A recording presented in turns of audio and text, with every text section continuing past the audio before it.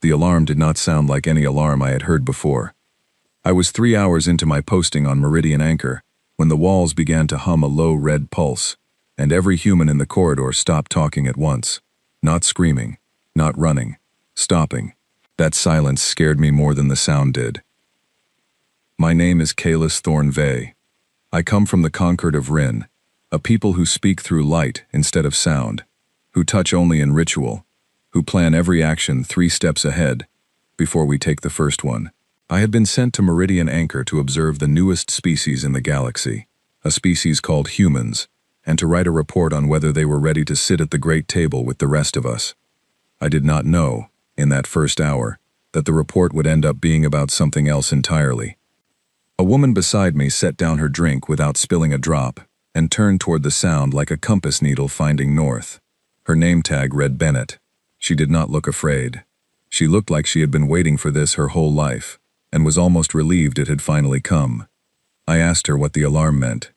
She said, "That's a hull breach 2 decks down." Then she walked toward it.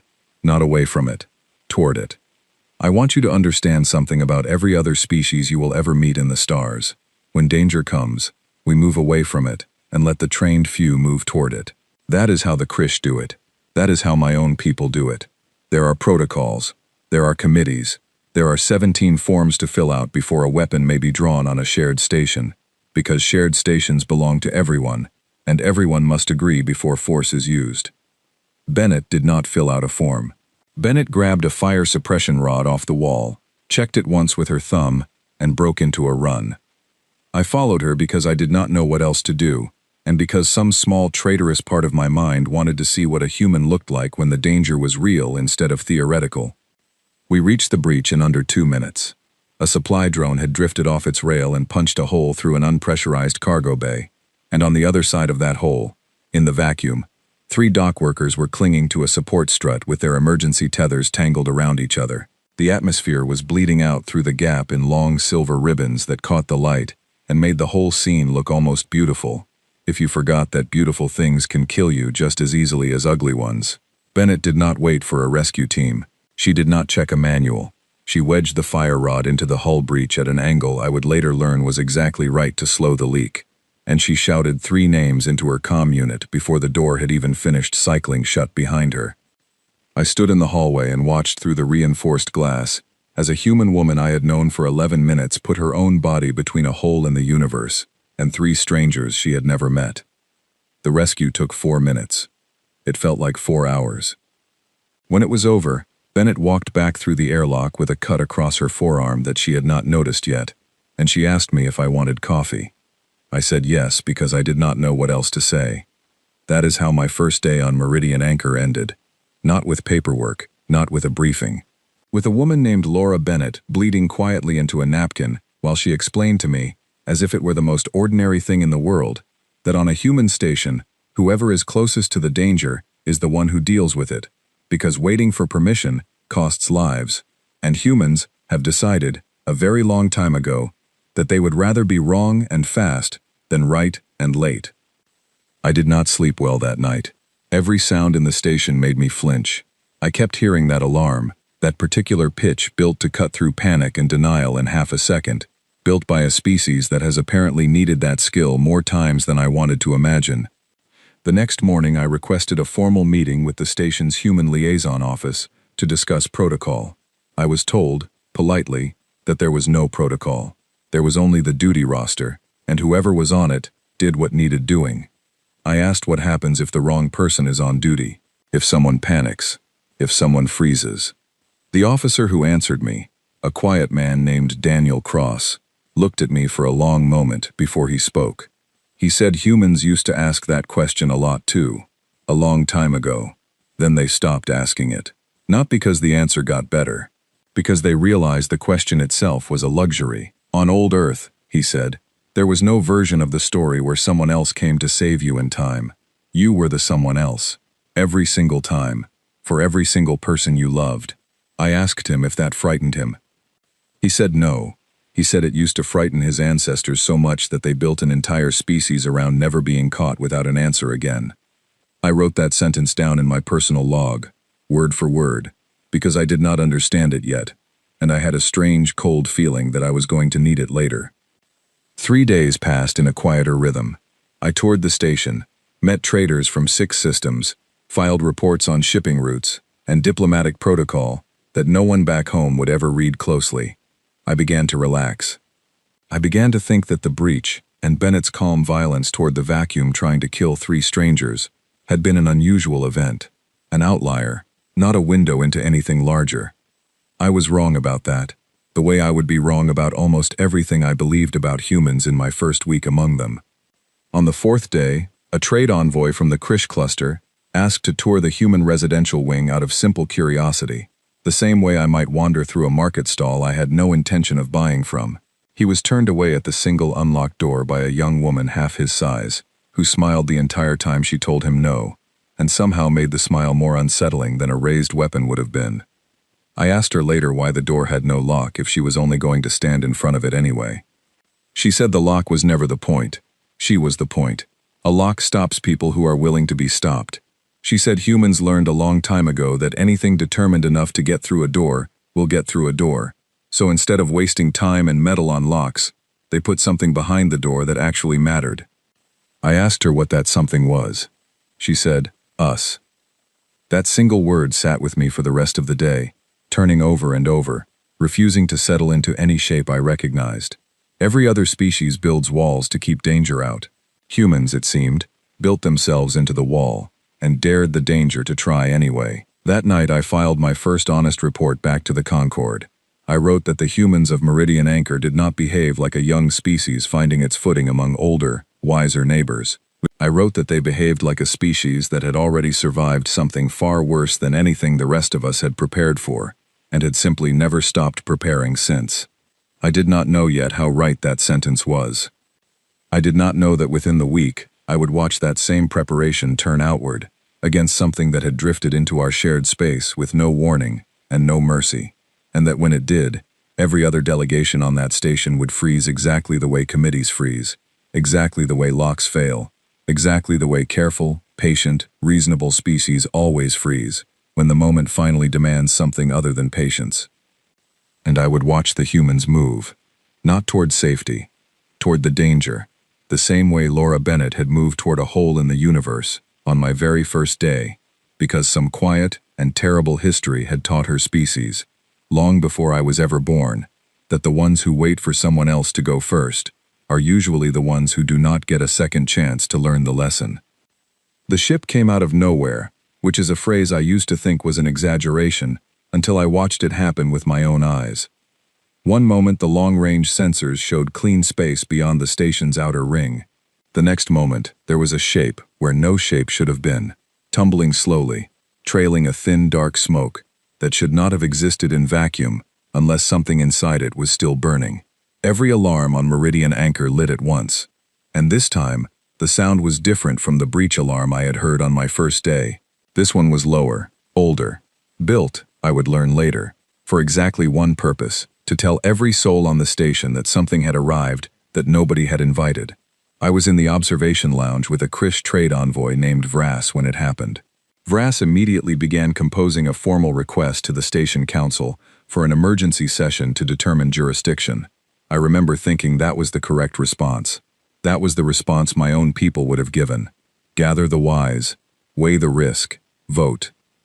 Across the lounge, a human engineer named Grace Whitfield set down her tablet, looked at the shape on the screen for exactly 2 seconds, and said one word into her comm.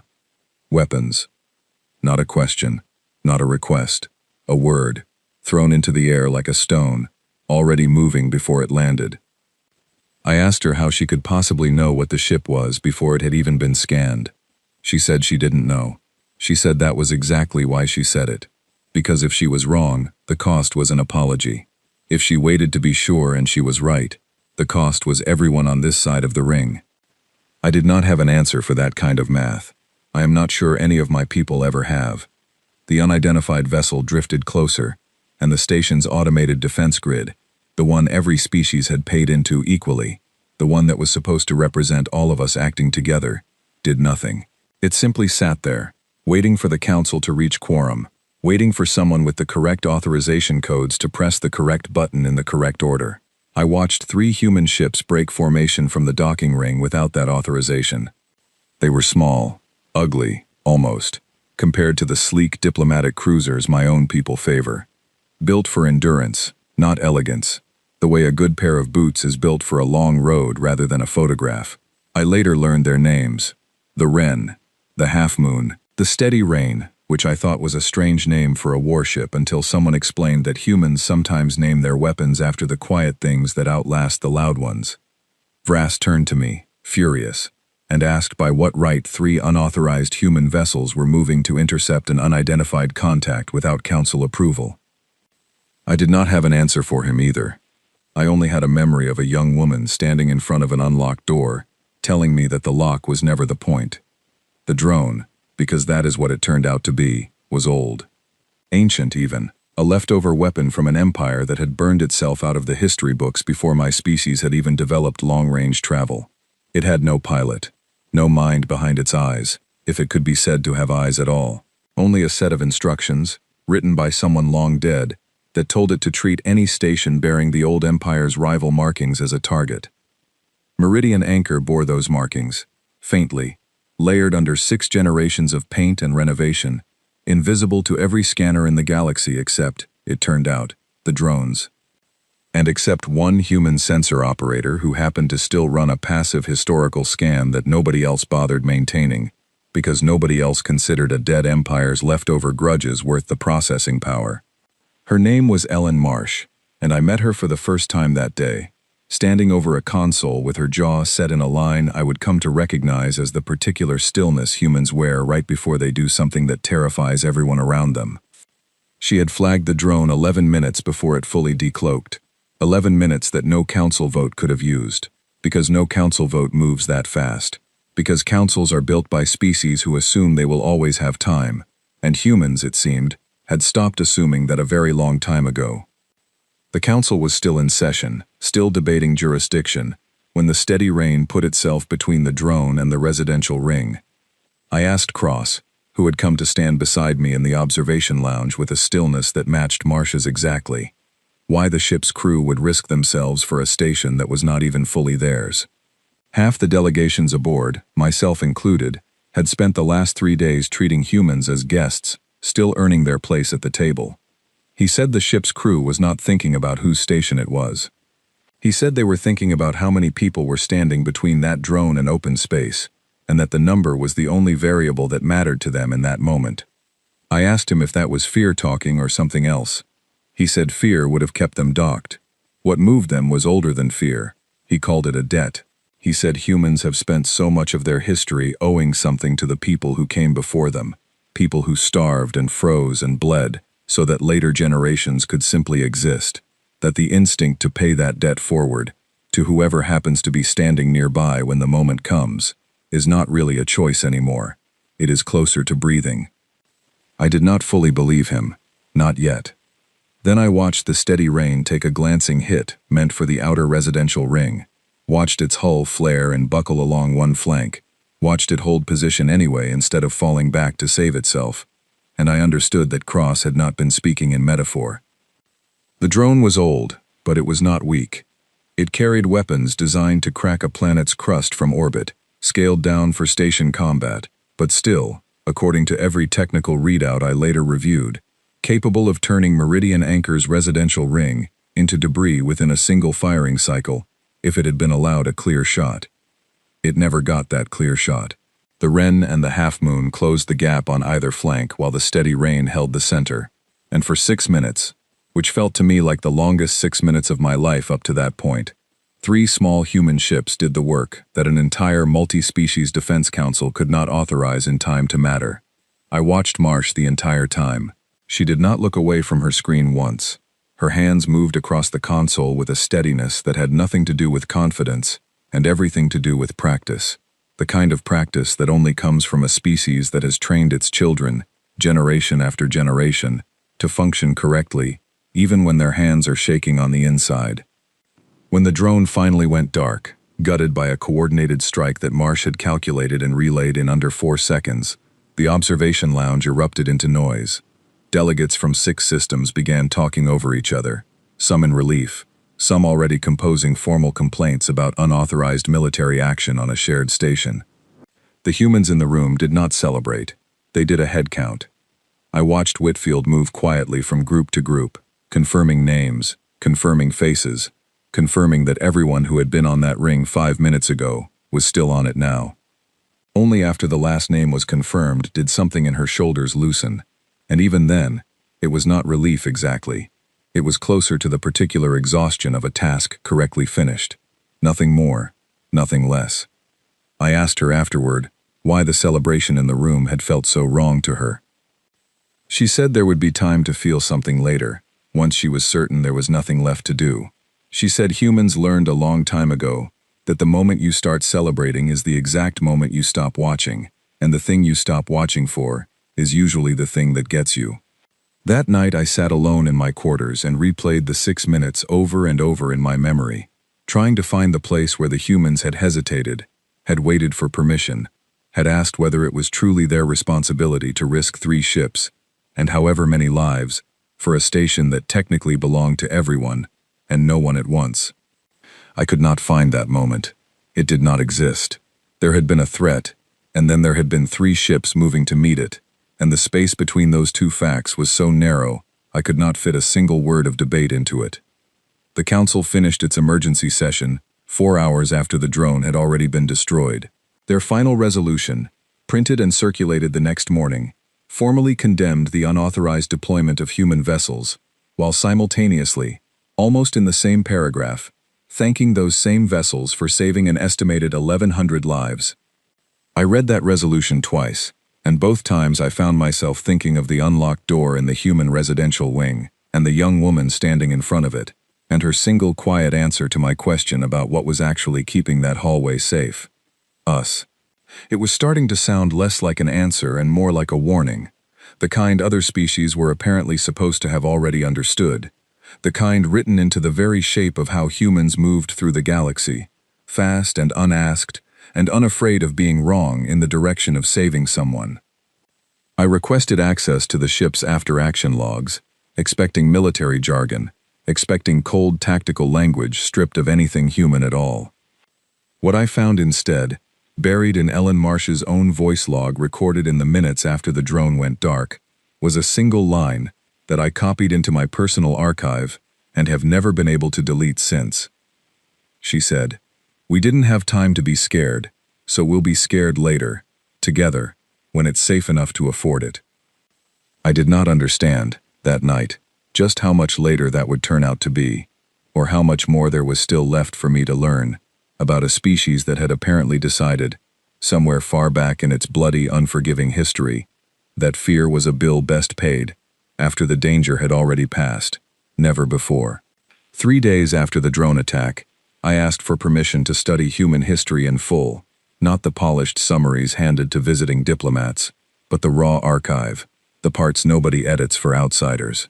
The request should have taken weeks to process. It took 4 hours. A young archivist named Peter Hale met me at the station library, a converted cargo bay lined with terminals instead of shelves, and handed me a data key, without asking a single question about why I wanted it. I asked him if he was not curious what a foreign diplomat wanted with his species' darkest records. He said everyone eventually asks for this.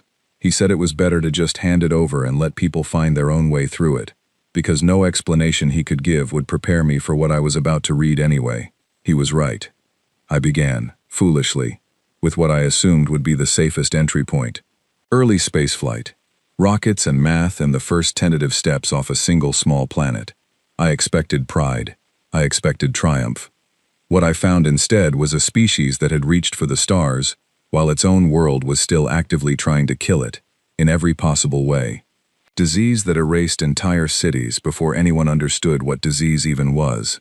Famine that could take a harvest and, with it, 1,000,000 lives, in a single bad season. War that repeated itself generation after generation, like a wound that never fully closed, only scarred over thin enough to split open again. I read about children who did not live past their 5th year, so many of them that entire cultures built rituals around delaying the naming of a newborn, waiting to see if the child would survive long enough to be worth the grief of losing. I read about winters where entire villages ate the leather from their own boots to survive one more week. I read, and this is the entry that finally made me set the data key down and simply sit in silence for a long while. About a single century in which humanity endured 2 wars so large they reshaped the meaning of the word war itself. Wars that killed tens of millions. Wars fought with weapons crude enough that a soldier could watch, up close, exactly what those weapons did to a body, and then be expected to do it again the next morning. I asked Hale, when I finally returned to the terminal desk, how a species survives that. Not survives it once, survives it as a pattern, over and over, century after century, and still chooses, afterward, to build ships and reach outward into a universe that had given them absolutely no reason to trust it. He said his people did not survive it by being stronger than everyone else. He said they survived it by refusing to accept that surviving was optional. I did not understand the distinction at first. He explained it slowly, the way you explain something you have had to explain many times before, to many people, none of whom ever quite grasped it on the first telling either. He said other species, when faced with overwhelming danger, calculate the odds and sometimes choose to accept a loss, to preserve resources, to wait for a better position. He said humans, somewhere very far back, stopped being willing to make that calculation, not because they were braver, because they had learned, at a cost too large to properly describe, that accepting a loss when a loss could still be fought was the beginning of accepting every loss after it. He told me about a moment in that same brutal century, a single night when a city was being bombed and the people sheltering underground kept singing, not because they were unafraid, but because singing was something they could still choose to do while everything else was being taken from them. He said that story gets told to human children not as a tragedy, but as an instruction. You do not get to choose what happens to you. You only ever get to choose what you do while it is happening. I sat with that for a long time. I want to be honest about something here, because the checklist I hold myself to as an observer demands honesty even when it is uncomfortable. Part of me, reading those records, expected to find justification for the readiness I had already witnessed on this station. The unlocked door, the fire rod grabbed without hesitation, the 3 ships moving before the council could even finish taking attendance. I expected the history to explain the readiness the way a scar explains a wound. It did explain it, but it explained something else too, something I had not expected to find at all. I found humor. Not despite the horror, beside it, woven through it in a way that unsettled me more than the horror alone ever could have. I found records of soldiers, freezing in trenches with the sound of shelling never fully stopping, who wrote letters home about the terrible quality of the coffee. I found records of survivors of famine who, decades later, told stories about that time with a strange, sideways laughter, the kind that does not mean the pain is gone, only that the pain has learned to share space with something else. I asked Hale about this, about the whistling I had heard from Alves in the corridor days earlier, cheerful and untroubled, standing not 20 feet from a terminal displaying centuries of catastrophe. He said humans do not carry their history by remembering it constantly. He said they carry it by never fully forgetting it is possible, and then choosing, every single day, to build something anyway. He said the whistling and the horror are not contradictions. He said they are the same coin, and a species only survives long enough to build starships if it learns to hold both sides at once without dropping either one. I asked him if that was exhausting. He looked at me for a long moment, and something in his expression softened into something almost gentle. He said it used to be. He said his grandmother told him once that her own grandmother carried grief the way you carry a stone in your pocket, always there, never spoken of, worn smooth by decades of quiet handling, until it stopped cutting, and simply became part of the weight you were used to. I asked him what changed. He said nothing changed. He said that is simply what surviving looks like, up close, when you are the one doing it, instead of reading about it from a safe distance. I left the archive that evening carrying something heavier than the data key I returned to Hale at the desk. I walked the length of the human residential ring slowly, looking at it differently than I had looked at it before. The unlocked door was still unlocked. The corridor lights were still warm, deliberately warm, I now understood, chosen that way by people who had spent enough of their history in cold, gray places That warmth had become a kind of quiet defiance all its own. I passed Bennett, off duty, sitting with two others I did not recognize, laughing at something on a small handheld screen. Her forearm still carried the faint mark of the cut she had gotten on my first day. Healed now, barely visible unless you already knew where to look. She waved me over without hesitation, the way humans do, as if inclusion were the default state of things rather than something that needed to be earned or negotiated first. I sat. I did not fully participate in the conversation, still turning over everything I had read, but I let the warmth of the room settle around me anyway, and for a little while I understood, in a way that had nothing to do with logic, why this species needed both the horror and the whistling in equal measure. One without the other would have broken them a long time ago. The horror alone would have crushed them into stillness. The whistling alone would have left them unprepared for a universe that has never once promised to be kind. Together, somehow, the two currents kept them moving. Later that night, alone in my quarters, I opened my personal log and began writing the section of my report I knew would be the hardest for my own people to accept. I wrote that humanity's readiness was not a policy. It was not trained into soldiers through simulation and doctrine alone, though there was plenty of that too. It was inherited, cell deep, passed down through generations who had no choice but to learn it the hard way, and who had decided, somewhere along that long, hard road, that the lesson was worth keeping, even after the immediate danger that taught it had finally passed. I wrote that other species build defenses to keep catastrophe out. Humans built themselves to survive catastrophe getting in anyway, because their own history had taught them, over and over, in ways no council resolution could ever undo, that the door does not always hold. That sometimes the wall does not hold either. That in the end, the only thing that reliably holds is the person standing behind it, refusing, for reasons buried so deep in their history that even they can no longer fully name it, to let the story end there. I did not sleep again that night.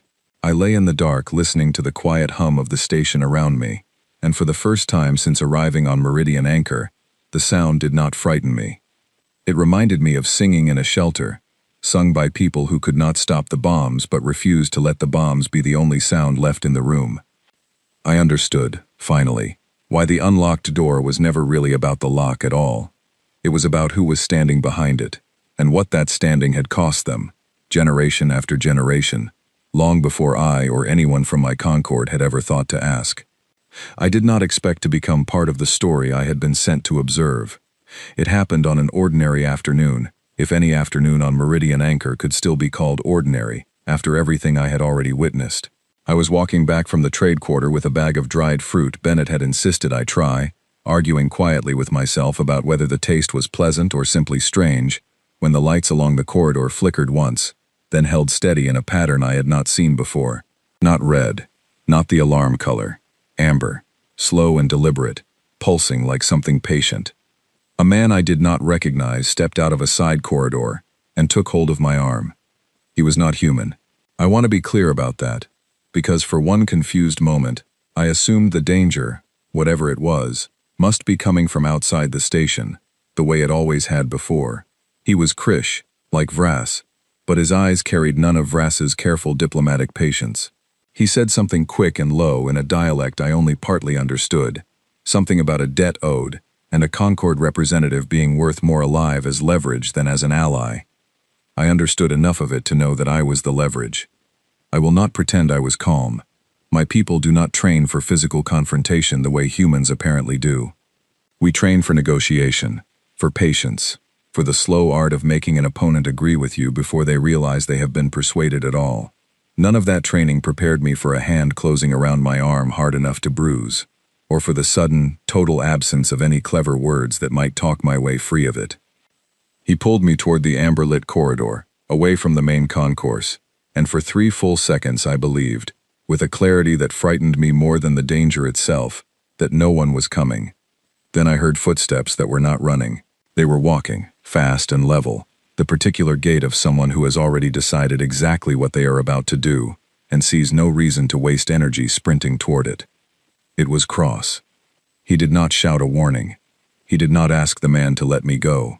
He simply closed the distance between us with a speed that did not match his unhurried steps, and the next thing I understood clearly was that I was no longer being held, and the man who had been holding me was on the floor, and Cross was crouched over him with one knee planted between his shoulder blades, speaking into his comm unit in a voice so calm it was almost conversational, as if he were reporting a minor equipment malfunction rather than a kidnapping in progress.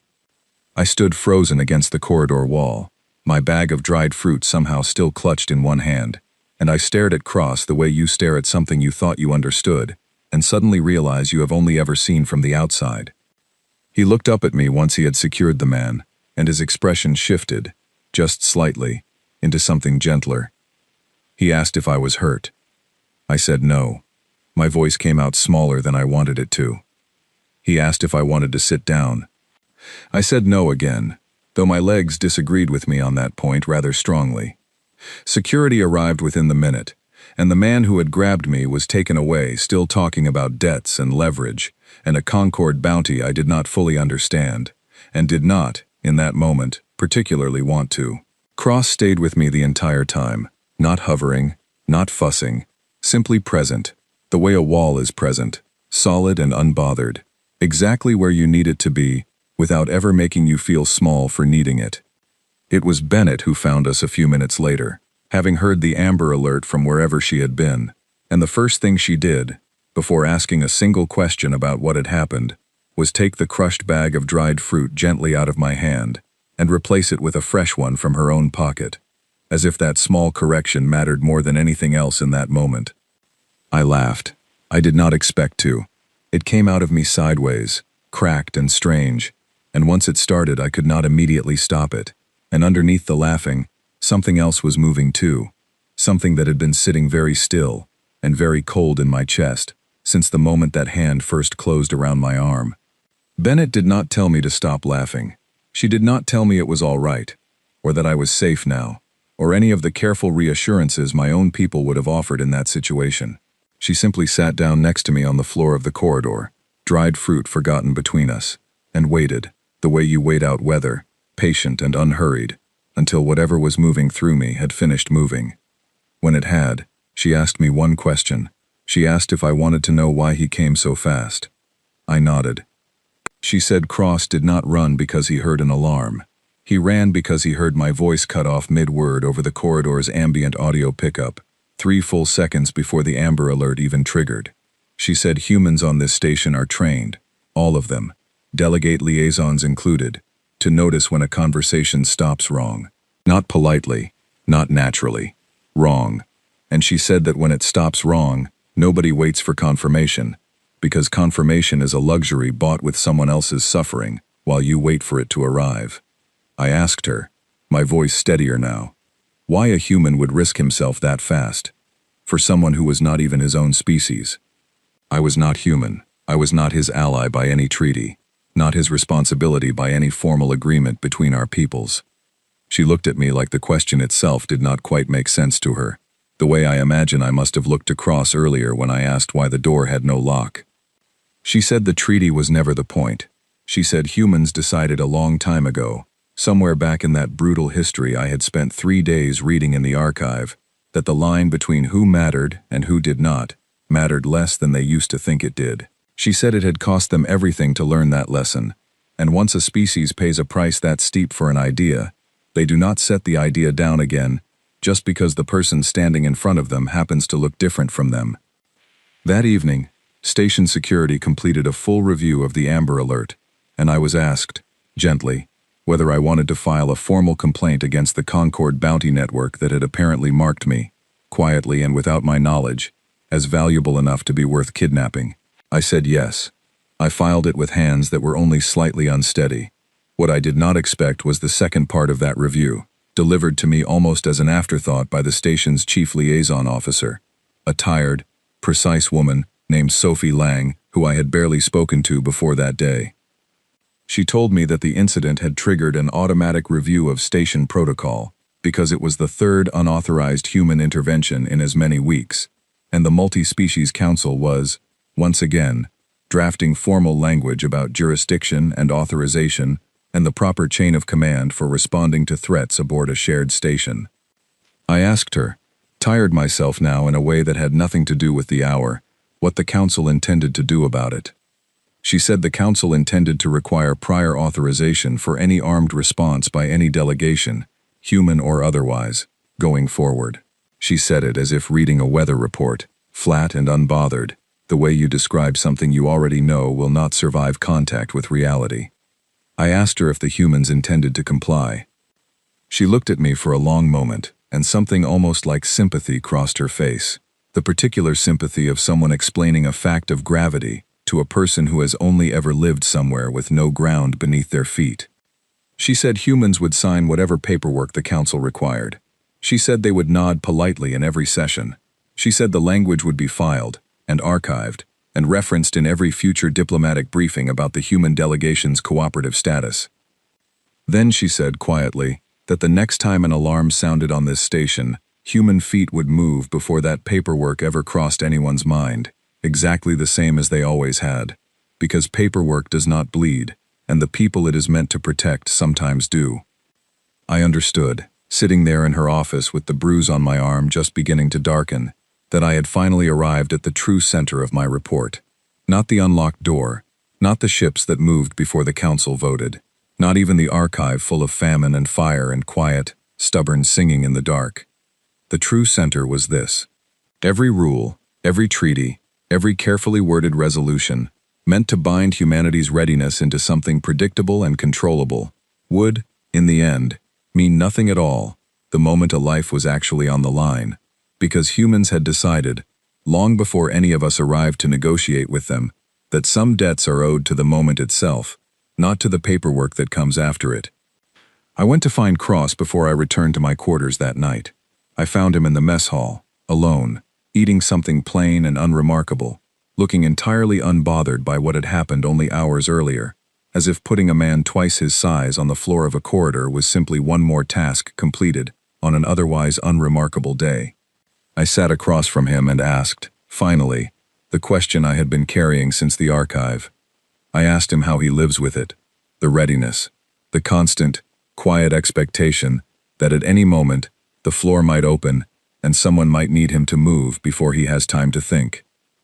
He set down his fork and considered the question with more care than I expected. He said he does not think of it as a burden. He said he thinks of it the way you think of breathing, something your body simply does, correctly, without needing your permission first. He said the day it starts to feel like a burden is the day something has gone wrong, and on Meridian Anchor, so far, nothing had. I asked him if he was ever afraid. He said yes, every time.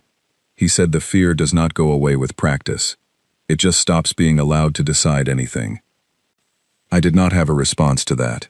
I simply sat with him in silence for a while, two very different kinds of beings, sharing a table in a mess hall on a station built by no one and everyone at once. And for the first time since my arrival, the silence between us did not feel like the careful, measured silence of diplomacy. It felt like something closer to trust, quiet and unearned, and given anyway. The way I now understood humans seemed to give it to almost anyone standing close enough to need it. The council session that finally decided the matter took place 2 weeks after the Amber Alert, and I was permitted to attend as an observing witness, since my own attempted kidnapping had become, without my asking for it, one of the central pieces of evidence in the debate. The chamber was full that day, every delegation present, every species represented by someone in their finest formal dress, because everyone understood, even before the session opened, that whatever was decided here would set a precedent for every shared station built after this one. Vrass spoke first, and to his credit, his argument was not unreasonable. He said unauthorized armed response by any single delegation, however well-intentioned, undermined the entire principle of shared governance that stations like Meridian Anchor were built on. He said if humans could act without permission today, some other species might claim the same right tomorrow, and not every species that claimed it would be acting with humanity's apparent restraint. I watched several delegates nod at that. It was a fair point. It was the kind of point my own people are trained from childhood to construct and defend, careful and logical, and built to survive scrutiny from every angle.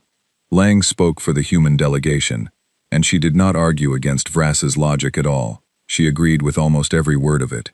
She said humans understood the danger of unchecked unilateral action, as well as anyone in that chamber. Perhaps better, given how much of their own history had been shaped by exactly that kind of danger, turned in the wrong direction. Then she said something that changed the entire shape of the room. She said the council was welcome to draft any resolution it wished. She said humanity would sign it, honor its language in every formal setting, and reference it in every diplomatic briefing going forward, exactly as it had signed every other resolution asked of it since joining the wider community of species. She said the resolution would also, functionally, change nothing at all. A murmur moved through the chamber at that, somewhere between offense and confusion. Vrass asked, with careful diplomatic restraint that did not fully hide his irritation, what exactly she meant by that. Lang said humans do not experience the choice to act in a crisis as a choice at all. She said asking them to wait for authorization before responding to an immediate threat was, from the human perspective, roughly equivalent to asking someone not to flinch when a hand moves suddenly toward their face. The instruction can be given. It can even be sincerely agreed to in a calm room, on a calm day, with no danger anywhere nearby. It simply will not survive the actual moment it was written for. She said this was not defiance. She said it was closer to a limitation, an honest one, the kind any species owes its neighbors before entering into an agreement it cannot actually keep. The chamber sat with that for a long moment, and I found myself, unexpectedly, thinking of the archive again, of children who did not live to be named, of soldiers writing home about bad coffee between one battle and the next, of a species that had spent so long living without the luxury of waiting, that the luxury itself had, somewhere along the way, stopped being something they were capable of trusting.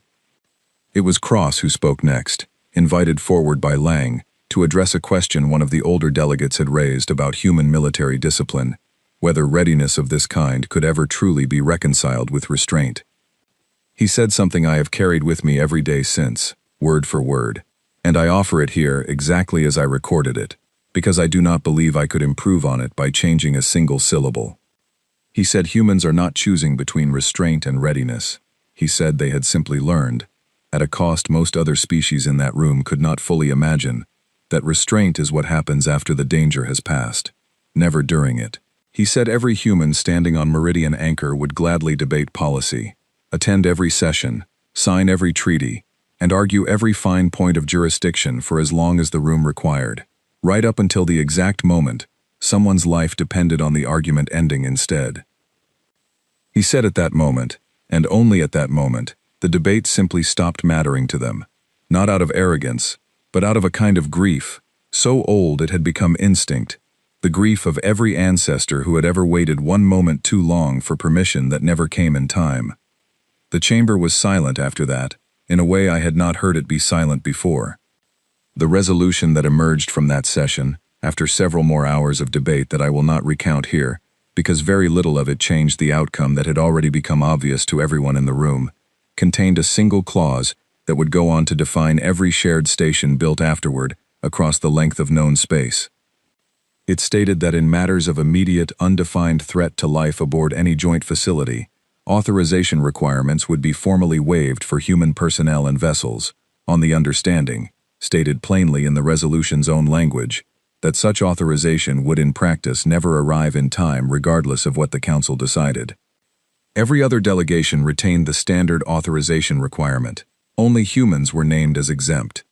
I have read that clause perhaps 100 times since it was ratified, and I still find something quietly devastating in the plainness of its wording.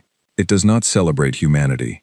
It does not praise their courage or their sacrifice. It simply states, in flat legal language, a fact that every species aboard that station had already watched prove itself true, over and over, in the weeks leading up to the vote. Only humans may enter without permission, because humans had already demonstrated, at real cost to themselves, that permission was never truly the thing standing between them and the moment they were needed. I remained on Meridian Anchor for another month after the resolution passed, finishing the report I had originally been sent to write. It was not the report I expected to submit when I first arrived. I had come to observe a young species and determine whether it was ready for the wider galaxy. I left having learned that the question itself had been built backward from the start. Humanity was not waiting to be judged ready by the rest of us. Humanity had already decided, long before any ship of ours ever reached theirs, exactly what kind of neighbors it intended to be, and it had paid for that decision in installments no other species in that chamber could have survived paying.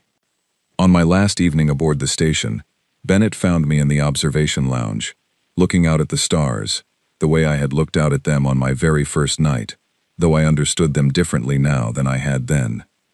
She sat beside me without asking, the way humans always seem to, as if the space next to them simply belongs to whoever needs it in the moment. She asked if I was ready to go home.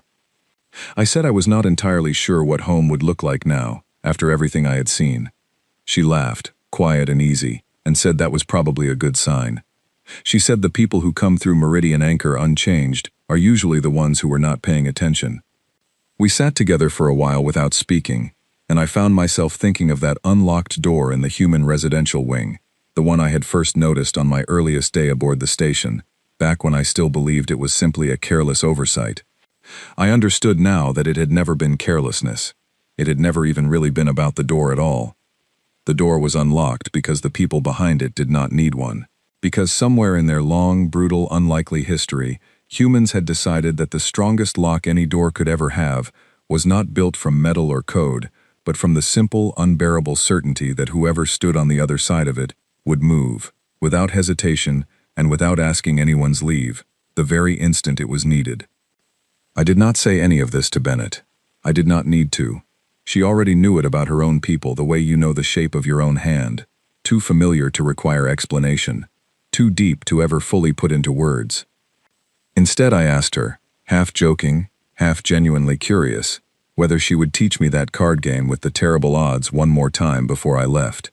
She grinned, already reaching for the worn deck she kept in her jacket pocket, and said of course, though she warned me I was probably going to lose again. I probably did. I do not fully remember. What I remember instead is the sound of her laughter filling the quiet lounge, warm and unhurried, the same warmth I had felt in every corridor of that residential ring since my first confused night aboard the station. I remember thinking, as the cards fell in patterns I did not understand and did not need to, that this was the truest answer to the question my report had been asked to settle. Not the ships, not the archive, not even the resolution itself, though all of it mattered, and none of it could be separated from the rest. The truest answer was simply this: a species capable of that much readiness, that much willingness to bleed for strangers without asking first, and still capable, in the very same breath, of sitting on a worn couch teaching a nervous alien diplomat how to lose gracefully at cards, was not a danger to the galaxy at all. It was the reason the galaxy, whether it fully understood this yet or not, had just become a great deal safer than it had ever been before. I filed my report the next morning, before my transport departed. I titled it simply, using the same words the Council had used in its final resolution, because I could not find any language of my own that captured the truth of it more precisely than theirs already had. Why only humans may enter without permission? Not because they demand the right, because they have already earned it. One unlocked door, one unauthorized ship, one bruised arm, and one quiet, unhurried afternoon of cards at a time. And because somewhere deep in a history none of the rest of us will ever fully carry, they decided, long before any of us arrived, to ask them to explain themselves. That permission was a debt owed to the people who come after, never a condition placed on the people who need saving right now.